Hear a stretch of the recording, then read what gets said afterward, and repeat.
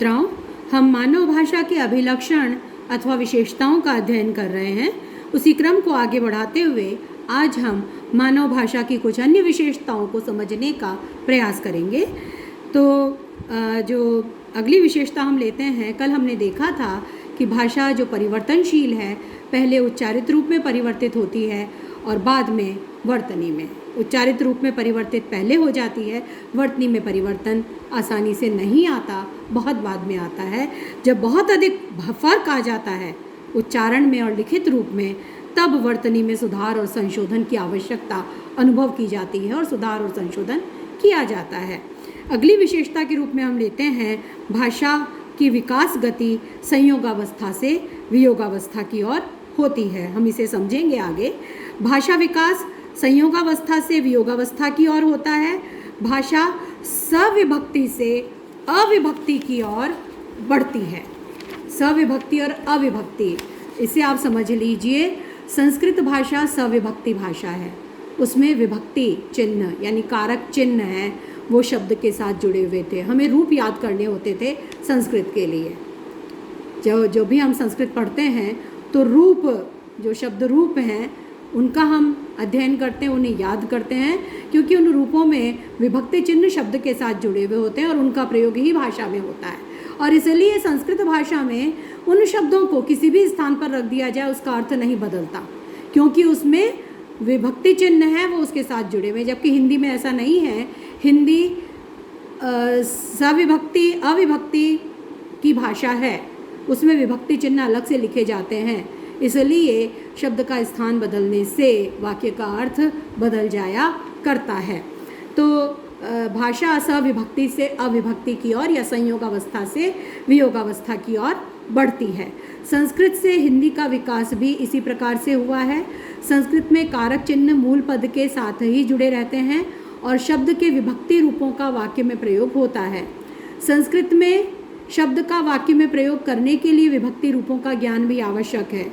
हमने जब भी संस्कृत पढ़ी है, थोड़ा बहुत तृतीय भाषा के रूप में संस्कृत हम सभी पढ़ चुके हैं, और कुछ विद्यार्थियों की तो संस्कृत साहित्य भी हो सकता है विषय रहा हो, तो वे इस बात को अच्छी तरह जानते होंगे कि शब्द रूप और धातु रूप दोनों का ज्ञान संस्कृत भाषा को पढ़ने और समझने के लिए आवश्यक है, और उनका ज्ञान हुए बिना, उनका प्रयोग किए बिना हम संस्कृत भाषा का प्रयोग नहीं कर सकते।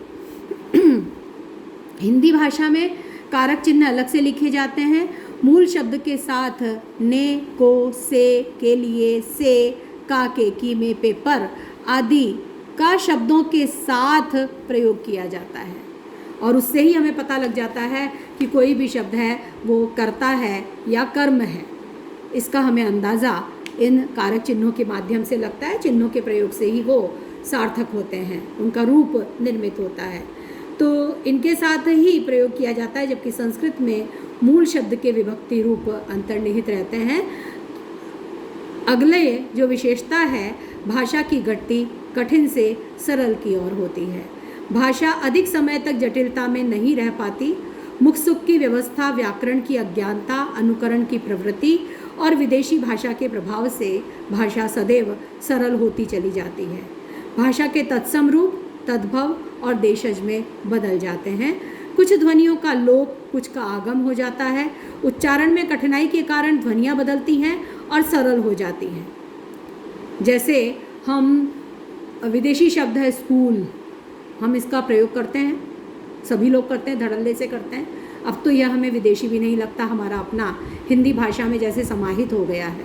विद्यालय शब्द का प्रयोग बहुत कम विद्यार्थी करते हैं, कम किया जाता है। स्कूल शब्द का प्रयोग ज़्यादा होता है, और उस स्कूल का उच्चारण भी स्कूल ना हो करके स्कूल होता है, स्कूल होता है, स्कूल होता है।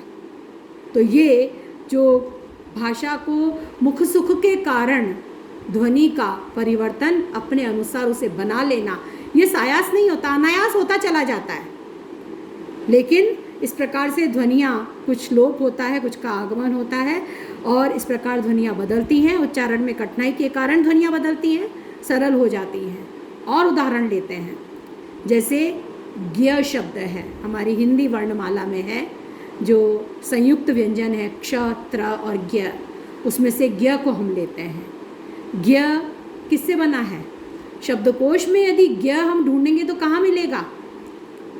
ग वर्ग में नहीं मिलेगा, ग में नहीं मिलेगा, ग वर्ण के साथ नहीं मिलेगा, वो ज के साथ मिलेगा, ज में मिलेगा। क्योंकि बना कैसे है?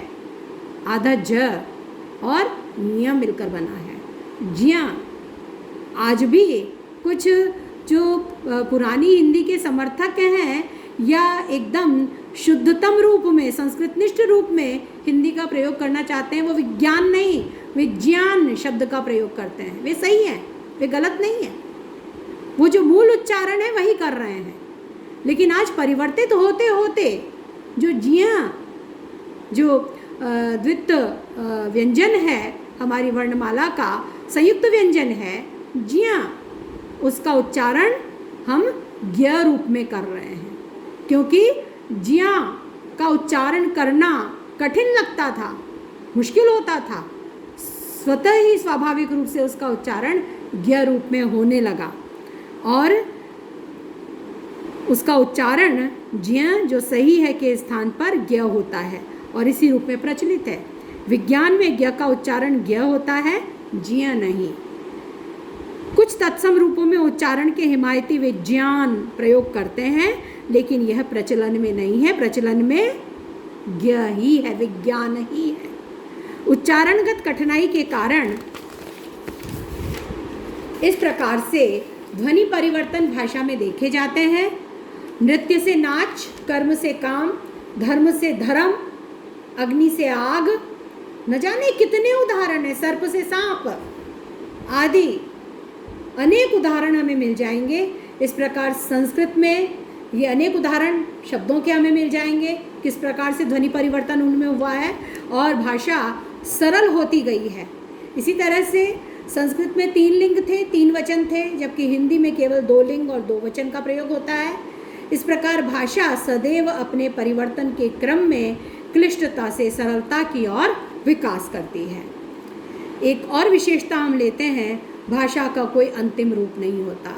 भाषा की धारा, भाषा का प्रवाह निरंतर बहता है, भाषा निरंतर प्रवाहित होती है, निरंतर विकासमान होती है, उसका स्वरूप निरंतर विकसित होता है।